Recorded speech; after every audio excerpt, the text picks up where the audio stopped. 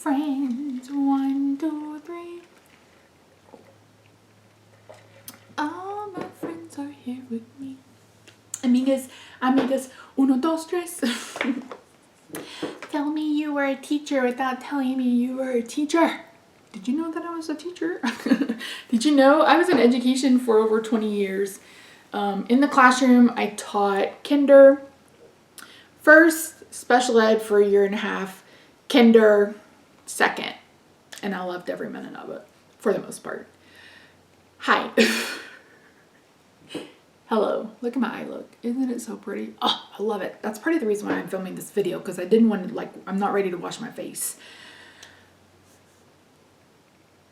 This is going to be one of those kind of word vomit videos because I can't seem to let it go.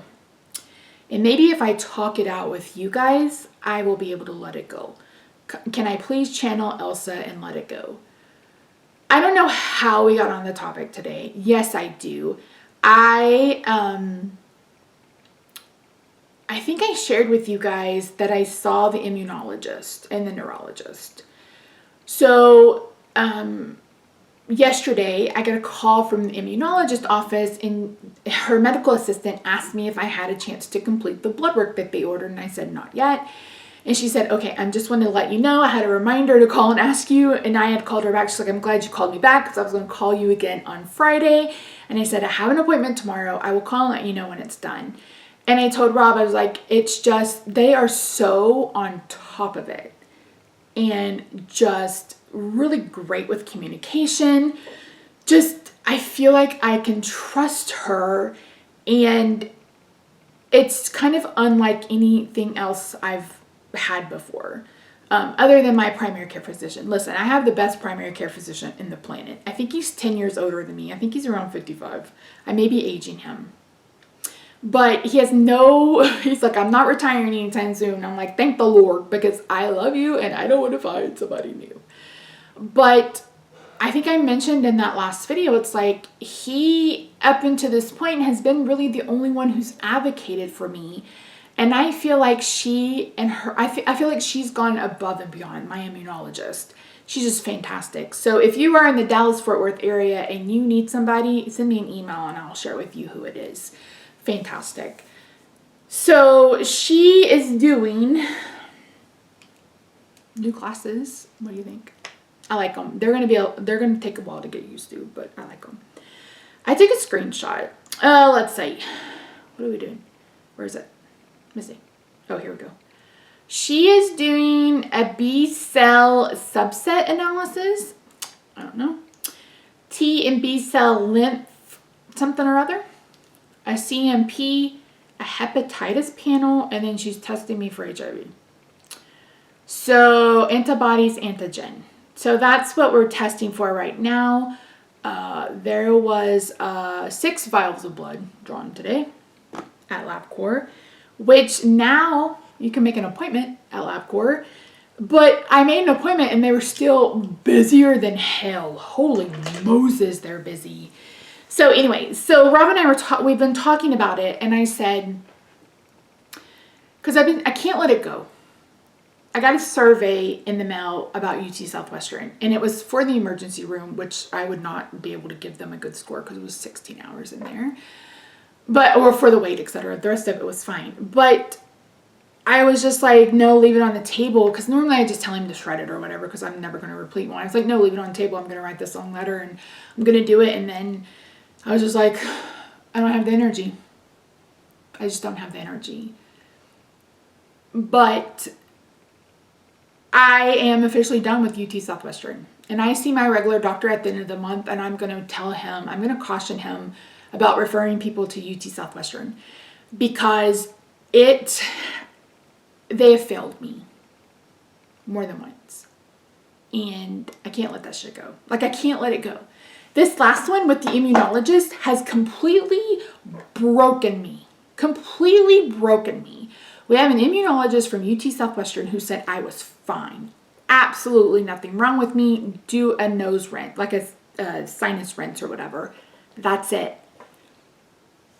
That's it. And this other immunologist is like, I respectfully disagree. Your body had zero response to this pneumonia vaccine. You may not have CVID, but your immune system is very dysregulated. We need to work with your rheumatologist. We're going to do these tests. We're going to start IVIG, like all of these things. And it's like, how do I continue to get such poor care at UT Southwestern? They're a teaching hospital, you guys. Like, this is who we are entrusting to teach future doctors.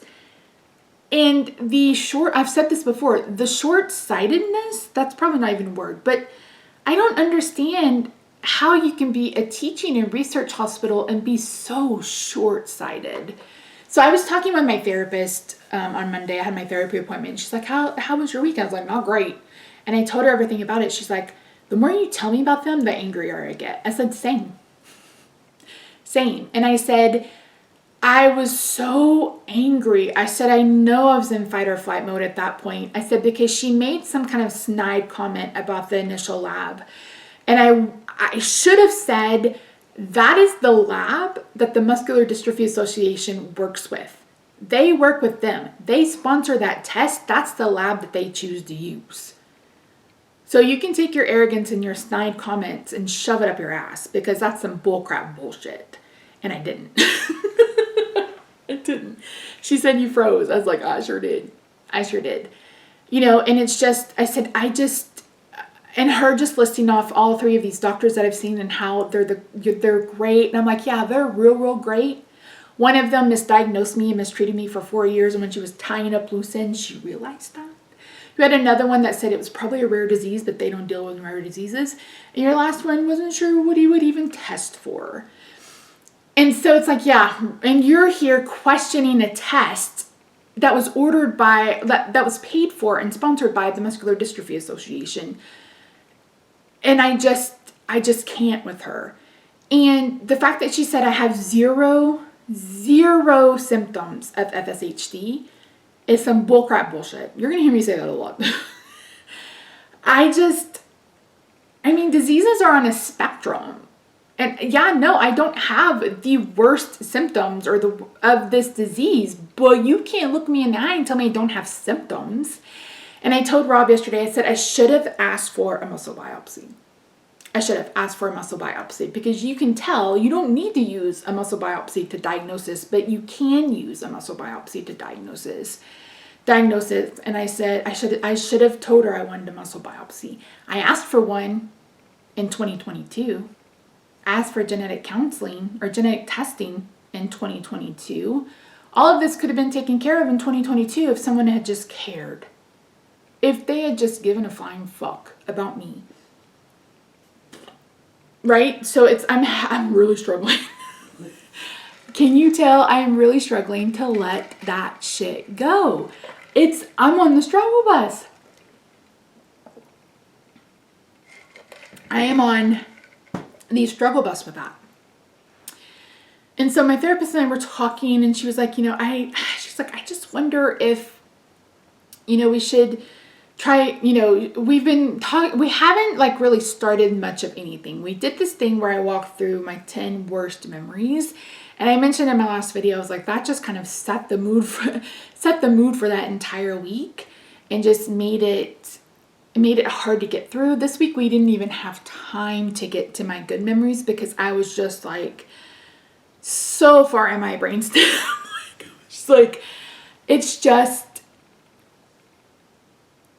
It's 2017 and it's 2021 all over again.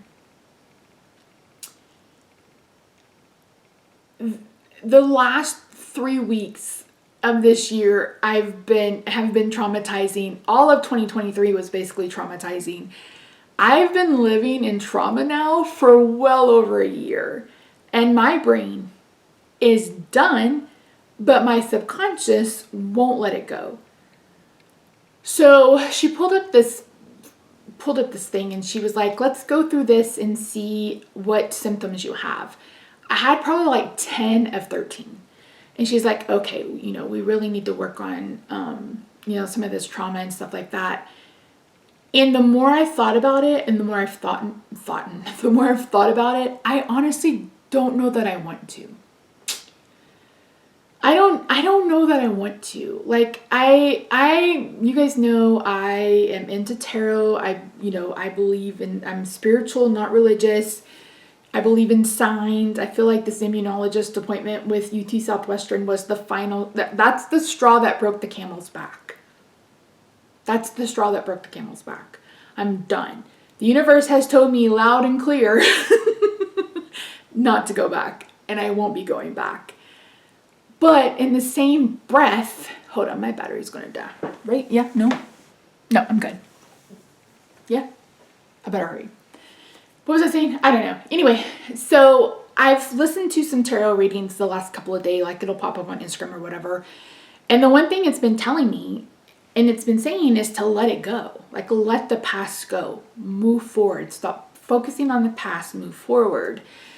And I really want to talk to her on Monday and be like I know there's some things in my past that are probably affecting me right now, but I feel like I want to leave the past in the past. Like, I don't know how good it will do to relive all of that. One of the symptoms it said was forgotten memories. Or no memories. And Rob and I talked one night. It's like, I don't have any memories that I can think of with my mother, like, that were good. You know what I mean? It's really, really hard to access any good memories back then. It took me days to be able to fill out that list of 10 good memories.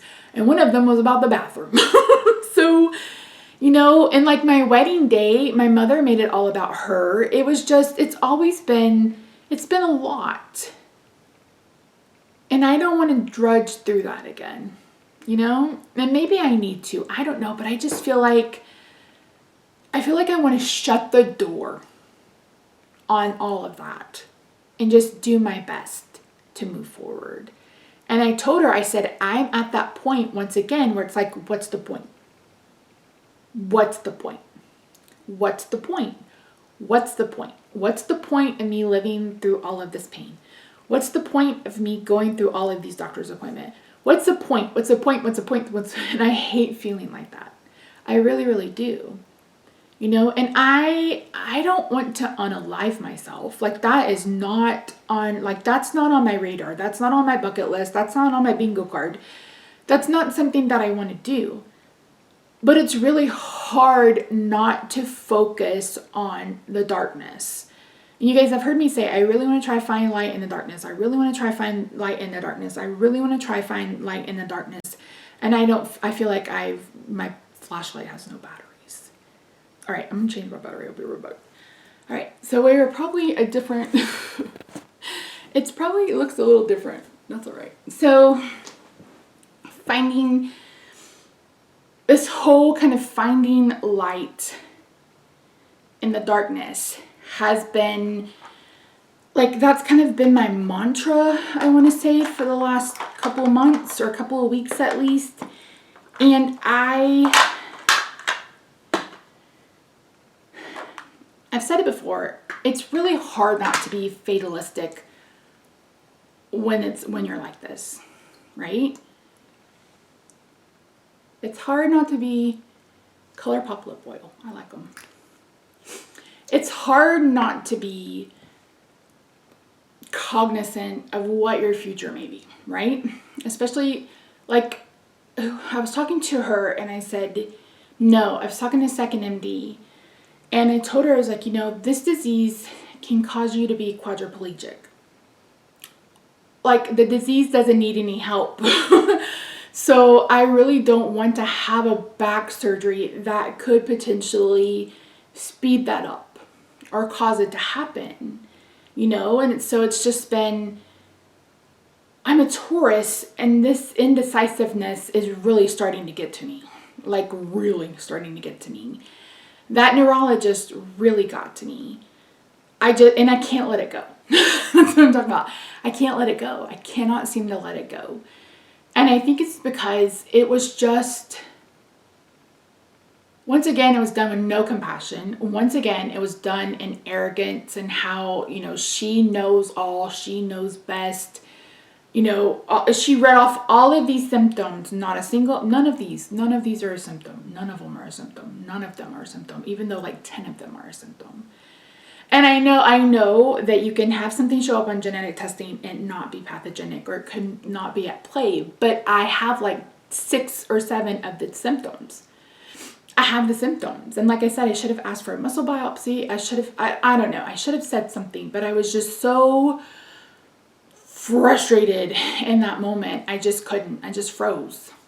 But I'm tired, you guys. I'm so flipping tired. I've probably said that every video, that I'm just so tired. I'm tired. So tired. It's like, I want to feel joy again, and I want to, I just want to wake up without pain. I just want to wake up and know for that day that I'm going to be able to get stuff done. I just want to wake up and feel like doing anything other than just sitting on the couch. I am tired of feeling like I need to sleep all day. And I know some of this is, I'm going to have to talk to my psychiatrist about changing my prescription. We've already talked about that, I think. So I know that's part of it. But the other part of it is just like, I'm just so tired. I'm just so tired of dealing with all of this. And it's just, we've already spent $1,200. It's January the 18th on our copay and stuff. And it's just so much. And then it was cold. We were in like the low teens. We have a pool, and in Texas we've been told to just let it run. So it'll automatically turn on when the weather gets below 32. Because the last thing you need is for the pipes to freeze, and then you have to replace the whole damn thing. Well, I said, what is that gurgling? Like, I heard this gurgling noise. And Ra went out to look. He's like, it's the filter. There's ice on the pool. So the top layer of the pool, even though it was running, had frozen. And I was like, oh my word. And so he went and checked it today. He's like, I'm pretty sure we're fine. Everything's melted. We're good. But it was cold, you guys. It was like 13, 14 degrees here, which is dumb. We did get a little bit of snow, which I asked for. I was like, I just want a little bit on the ground so I can see it and admire it. But it was just so cold, and I've been so achy. Deb messages like, how are you handling this? I'm like, my heated throw. I have a heated throw on the couch, and I have a electric blanket on the bed. And I've just been taking pain pills a little bit more often and wearing 3 lidocaine patches, and the last couple of days right between my shoulder blades has been bothering me. Basically from my rib cage to the bottom of my neck has been really bothering me. So, and that's another thing. It's like every day there's a new spot, and I'm just, I'm tired. I really am tired. I'm also tired of complaining. Like, seriously tired of complaining. But this is real life. Welcome to the life of someone who deals with chronic illness and chronic pain and ignorant doctors. So yeah, I honestly think I'm going to tell my therapist that I just want to close that door. I just want to close that door, let it be in the past, and just work on moving forward.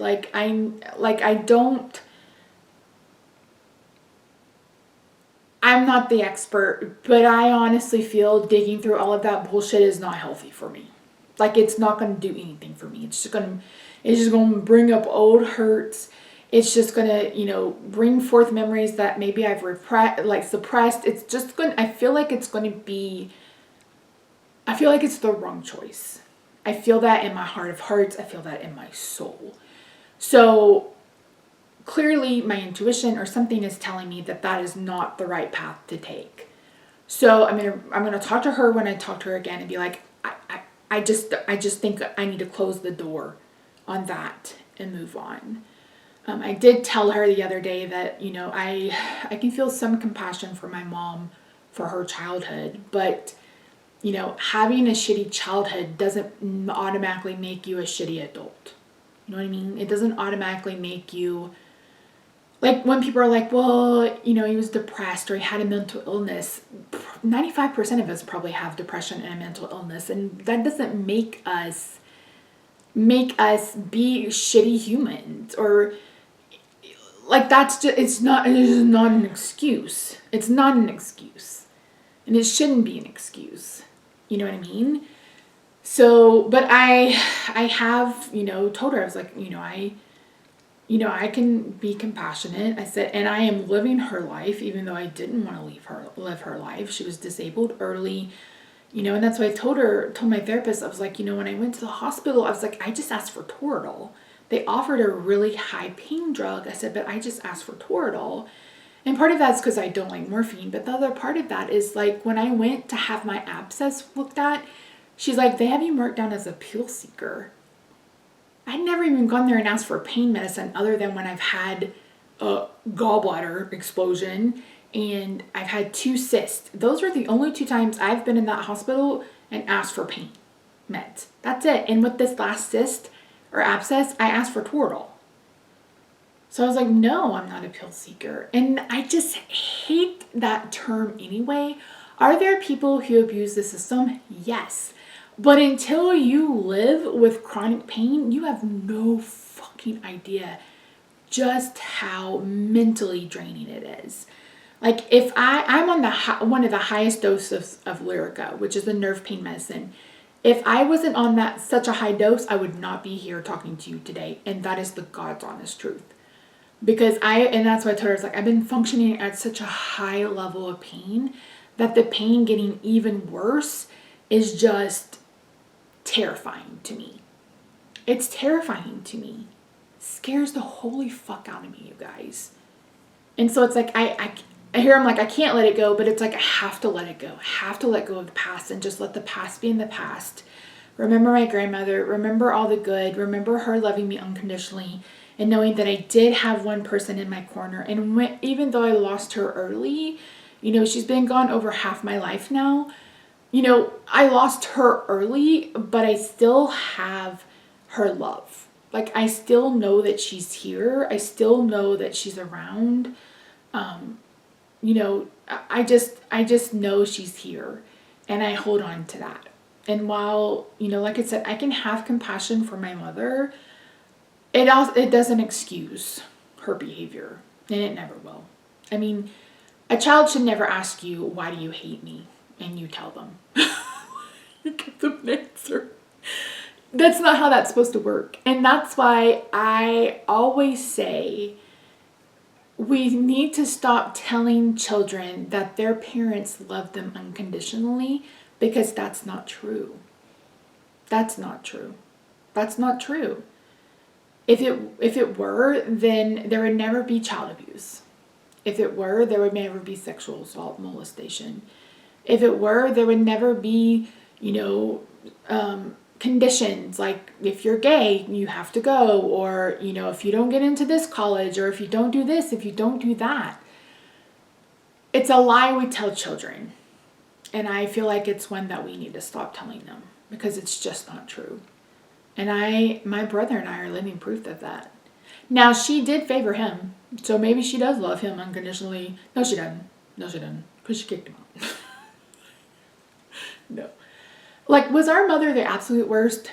Like, she didn't beat us every day, but she was corporal punishment. She'd go cut a switch off a tree. She'd hairbrush the handle of a really thick plastic fly swatter, belt, hairbrush. Did I say hairbrush twice? Yeah. She punched me in the face one time, and just all of the things. So childhood was rough, and I just don't want to relive all of it. I just don't. And I just don't think it's the right thing for me right now, especially right now. Maybe later, I don't know, but I just feel like the universe is telling me to move forward. Just take a breath, And let's just move forward. Let's focus on the present. Let's focus on the future. Let's focus on all of that and just leave the past in the past. It happened. Rehashing it's not going to change anything. Like, there's nothing that I can do to undo all of that. There's nothing I can do to undo it, right? And even if she apologized, it wouldn't change anything. It wouldn't change anything at all. Actually, I wouldn't even accept her phone call. So, I don't know. So there's no reason to even worry about it, really. But, yeah. So that's it, you guys. It's just, like I said, this is just going to be a word vomit video. I don't know. I'm just struggling, struggling. And just, this all started because I have a doctor who cares. This all started because I had a medical assistant who called and told me that she was, she had a note to call me back and stay on top of it and check in with me. And I've just never had that before, ever. And it's just. So anyway, that's it. You guys, I don't know.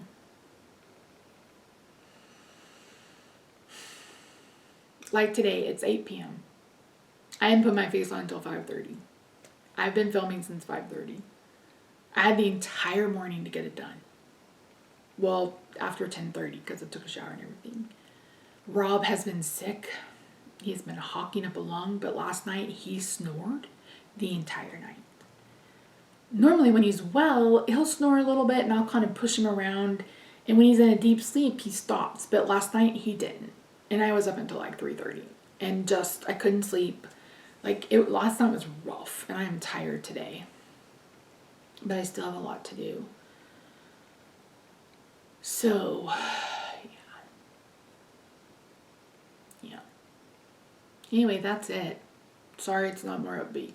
But again, this is real life. This is real life. This is what happens. This is what happens, I can't even imagine trying to navigate this, number one, on my own. And number two, as a parent.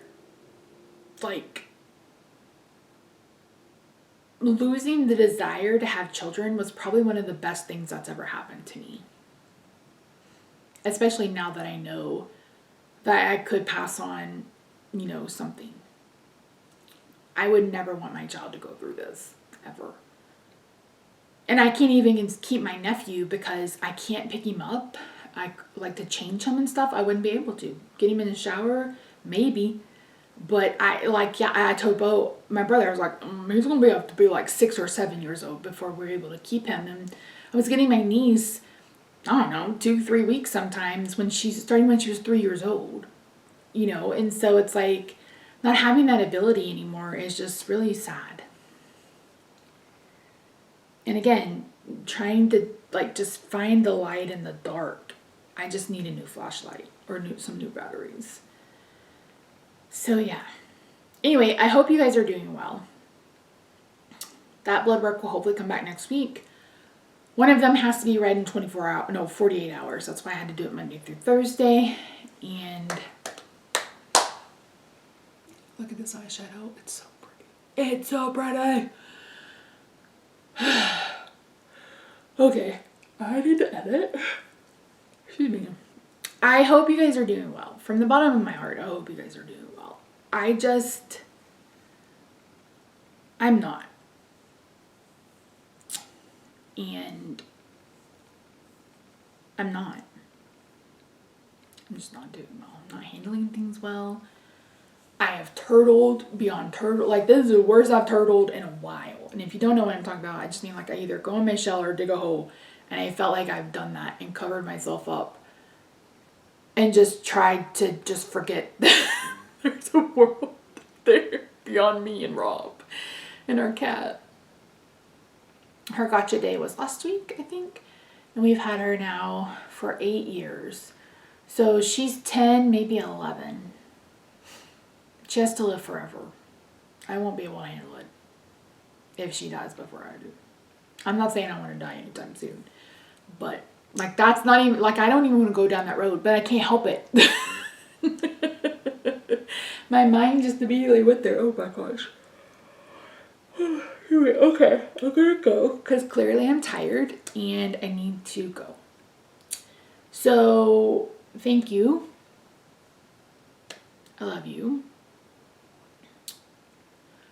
Look for a video in the next couple of days. I'm sharing the inserts and stuff that I'm going to be using in my planner to track like my mood, some symptoms, fatigue, brain fog, anxiety, all of that.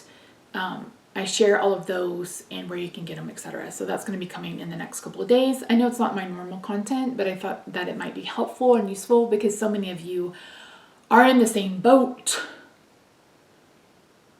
I think I dropped my oars. I'm a dinghy in a hurricane. So yeah. All right, friends, I love you and I will see you in my next video. Bye for now.